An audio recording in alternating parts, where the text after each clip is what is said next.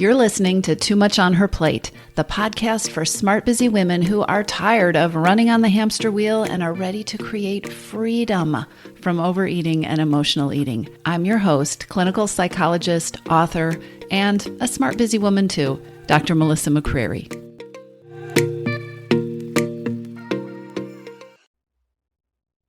Hey everybody, welcome back, or welcome if you're a new listener to the podcast.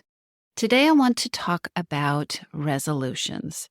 Resolutions like New Year's resolutions, or resolutions that you make any time of year really, but I want to talk about resolutions versus long-term results. And I want to specifically talk about why resolutions can create vicious cycles, ongoing patterns that take you nowhere, hamster wheels with overeating.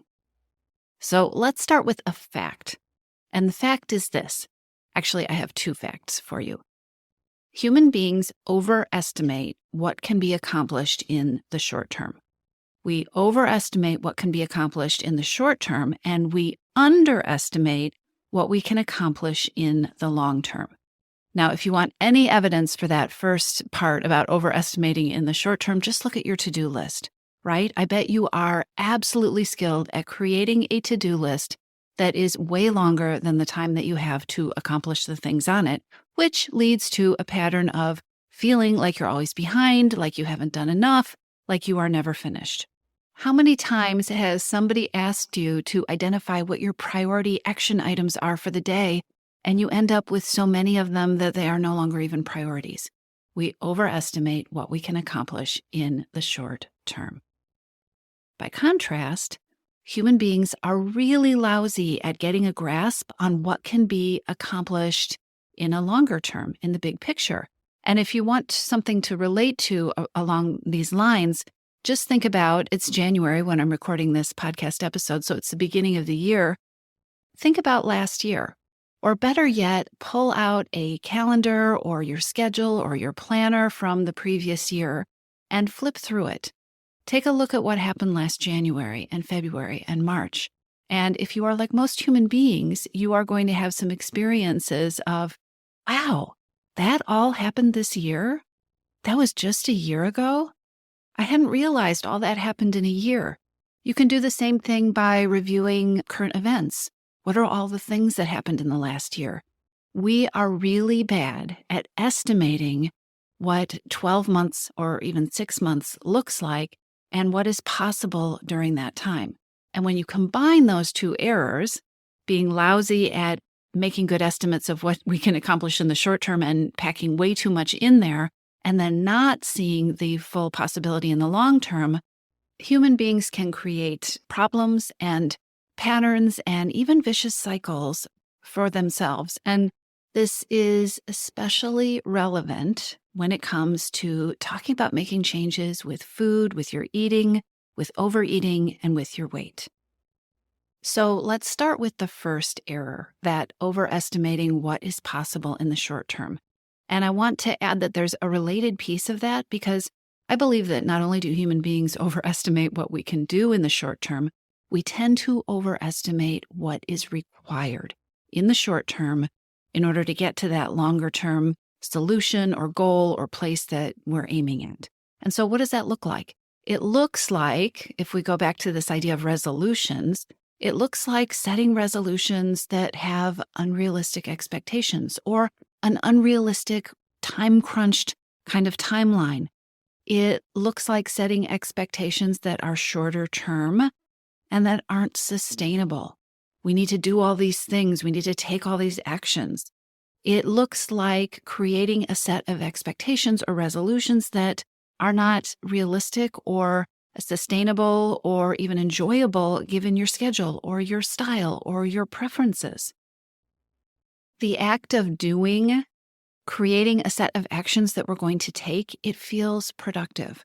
But when we combine this with an inability to be realistic about what we can do in the short term, what we can actually complete in a day or a week or consistently over a month, what happens is you end up with plans and resolutions that are built on plans that have more doing than necessary in them. I'm going to say that again.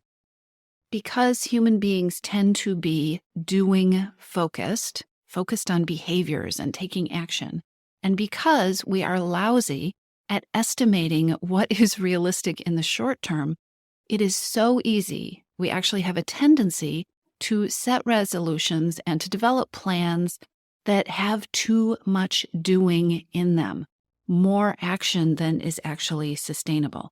And that gets reinforced by the fact that we are doing something, the fact that we have a plan that is full of this dramatic action feels productive.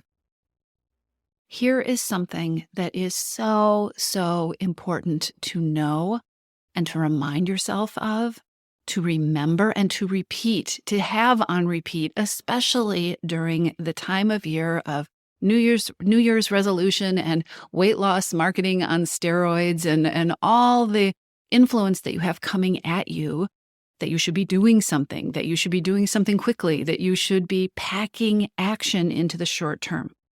Here's the deal. So much of the time, massive results are actually built on doing less. And they're built less on doing than on taking that problem. Let's talk about overeating or emotional eating or binging, and reframing the problem. Taking the problem and getting a clear understanding of why the problem exists in the first place. You can take massive, unsustainable action to stop overeating, to stop binging at night, to radically overhaul the way that you are eating, or you can reframe the problem. You can start looking at the problem as being, why do I want to overeat? Why am I triggered in this way? Why am I having these cravings? And then addressing the reason that you have habits with food and with eating that aren't working for you, that you don't want to have. I want to say this again because it's so important. So much of the time, massive results are built less on doing than on reframing the problem, on getting a clear understanding of why the problem, in this case, overeating or emotional eating or binging, getting clear on why that problem exists, and then addressing that why, addressing the reason so that you don't need the habits anymore. So what does this look like? It looks like instead of setting a resolution that you are going to lose X amount of pounds or you are going to eliminate a certain food group from your diet, you're going to get clear on why you're eating at night. You're going to get clear on why you're craving sugar in the afternoon. You're going to start learning about how you can lose the urge to stress eat so that you don't have to fight with it every single day or every single stressful vacation or every single last week of the quarter. If you are a regular listener of this podcast, you are going to hear me say this over and over again because it bears incessant repeating. Addressing the reason that you have habits with food that aren't working for you is the place to start. Because when you address the reason, when you get clear on the reason and you address it, it is easy to abandon the eating behavior, the overeating, the binging, the stress eating because you don't need it anymore. Because you've taken care of the reason, you have addressed the hidden hungers. And if you haven't taken the hidden hungers quiz, this is a great time to remind you that it lives on my website, toomuchonherplate.com. If you go take the quiz, it will help you get clear on what your hidden hungers are, and I'll give you some resources for the best place to start. It is not always about doing, and it is not almost ever about starting with changing your food. It's about reframing the problem so you can really solve whatever your particular overeating situation or problem is. So your brain wants to do. Your brain wants to jump into action, and your brain wants to pack more of that action into the short term than is really sustainable. And you're going to be so much more successful if you stop looking at this as I eat too much food problem, and you reframe the issue into, why is it that I'm doing this eating that isn't making me happy, that isn't a habit that I want to continue, right? And then you address the reason. The second piece, or the third piece, I've lost count here, but the next piece to pay attention to is choosing a path and a pace to changing your eating that's a good fit for you. instead of plugging yourself into a plan that is designed to use willpower and self-control and to create short-term results at best, and then leave you with no plan and no habits that fit you for the long term. Your brain, which is a human brain, may be no good at really estimating what is possible in the big picture, but don't let that deter you from paying attention to the ideas that you have about what that big picture wants to look like, right? So don't be afraid to make changes with food that create and allow for enjoyment and real nourishment and ease and calm. Remember, your brain is going to be saying, got to take action now, got to do these fast things, got to get these fast results. But that is not going to line you up. That's not going to align you to create the long-term kind of results that you're really going to value. So avoid jumping into frantic, quick, unsustainable action. Reframe the problem into looking for the reason. Why do you have this problem? Why do you have this relationship with food that doesn't work for you in the first place? Start to solve for that problem in a way that does feel sustainable by choosing a path that is a fit for you. By choosing choices with food, making choices with food, learning how to relate to food in a way that feels good, in a way that you get to maximally enjoy the food that you're eating and feel nourished and energized instead of deprived and hungry and like you're living on fumes and willpower. And then another important piece, a really big piece of creating the kind of results that most of my clients tell me they're wanting, is to begin not with the food, but with addressing the thoughts and the beliefs that may have led eating to be your go-to habit. What are the thoughts and the beliefs that are keeping you stuck in this loop with food? And then as you identify them, either doing this on your own or getting help in replacing those thoughts and beliefs and retraining your brain with thoughts and habits that build strength and confidence and that put you in charge. So that you can end these habits of always feeling like you have to be in control of your relationship with food, like you always have to be on top of a struggle. And so you can dissolve the struggle. So there isn't a struggle with food anymore. That is possible when you ditch the short term, got to do a bunch of things really fast, and you focus on what is really possible in the long term. So let's talk a little bit about resolutions and vicious cycles with food and overeating and yo-yo dieting and weight. So overdoing, which is what we are primed to do in the short term, right? We're primed to pack too much into a short period of time. Overdoing in the short term might feel good. It feels dramatic. It feels like you're really doing something. It feels like you're really taking action. And so on day one, that may create a sense of effectiveness.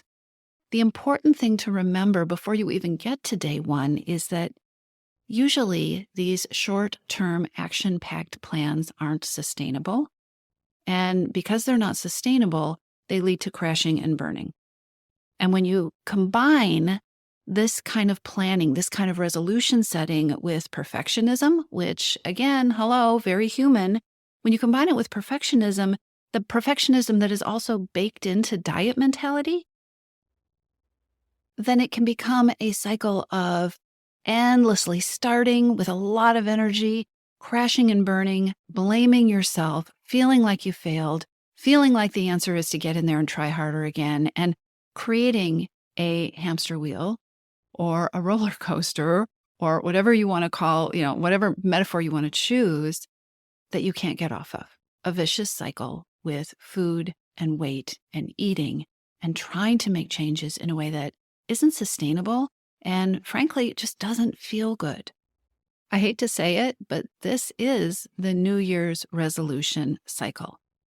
Overdoing, which leads to cycles of starting a plan to change your eating or your weight in a way that you can't sustain, predictably then not sustaining it, blaming yourself because of that human thought error that we all have of overestimating what should be possible, right? Telling yourself this should have been possible, so it's all your fault, and you just need to try again.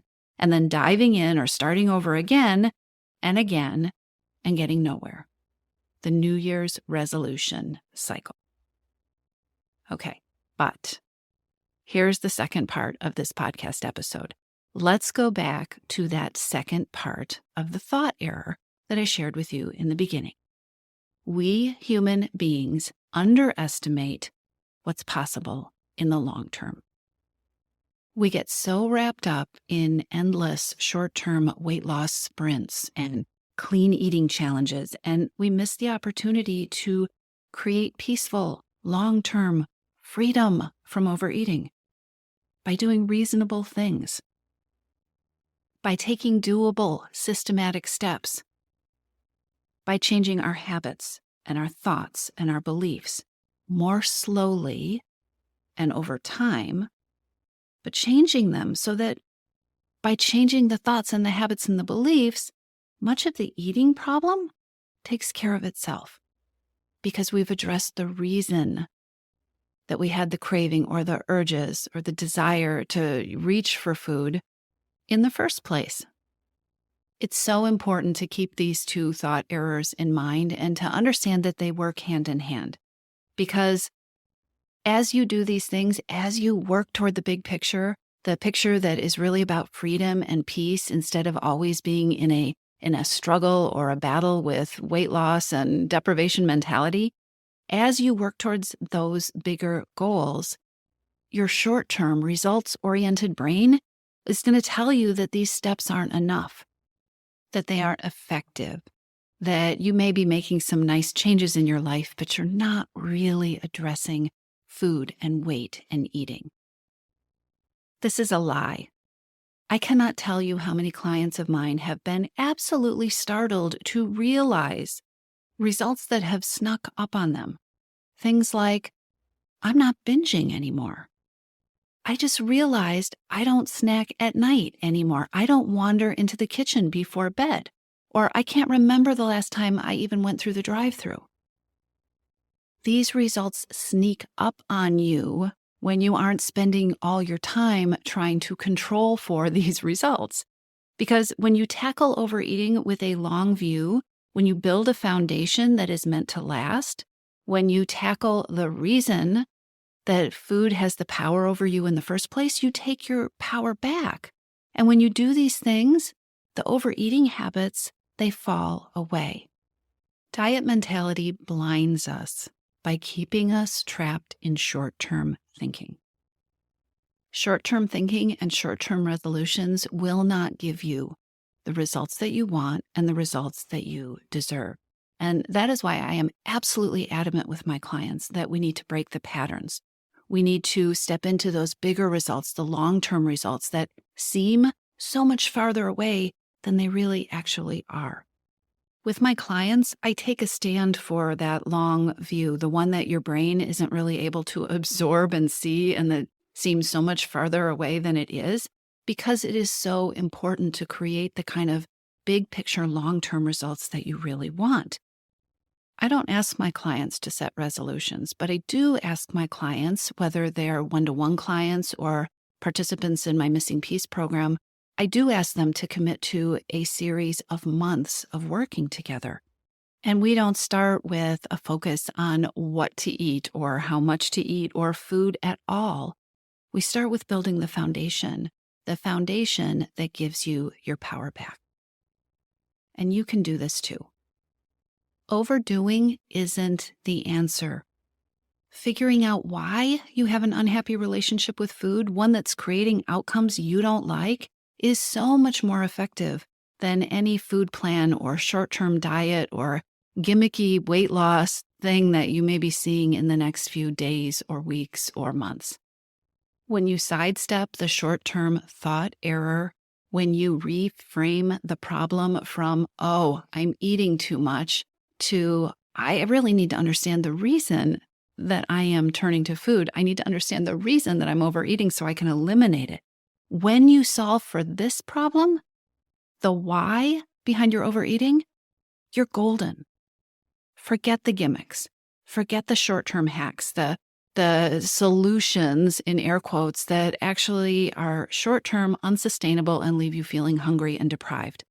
That long-term goal of peace and freedom is so much more attainable than your mind wants you to believe. So much happened in the last 12 months. So much happened in the world. So much happened in your life. So much can happen in the next 12 months, in the next 6 months in your relationship with food. Give yourself the gift of stepping off the resolution hamster wheel. What do you know about the reason you overeat? Start there. Take the small steps. Build the foundation.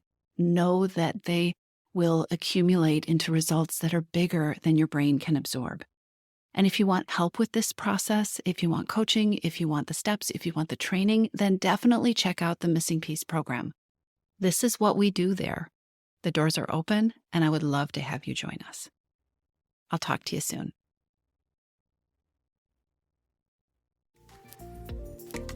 If you're ready to lose your overeating and emotional eating habits, and you are ready to step into a relationship with food that fits you, one that doesn't rely on willpower and deprivation, then now is the time to join your Missing Piece. Enrollment is open, and this is the perfect time to join me.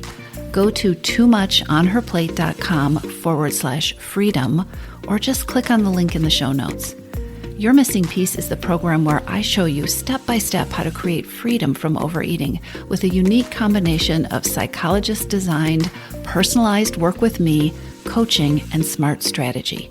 You'll learn how to reclaim your power, ditch the diets, and create results that are built to last.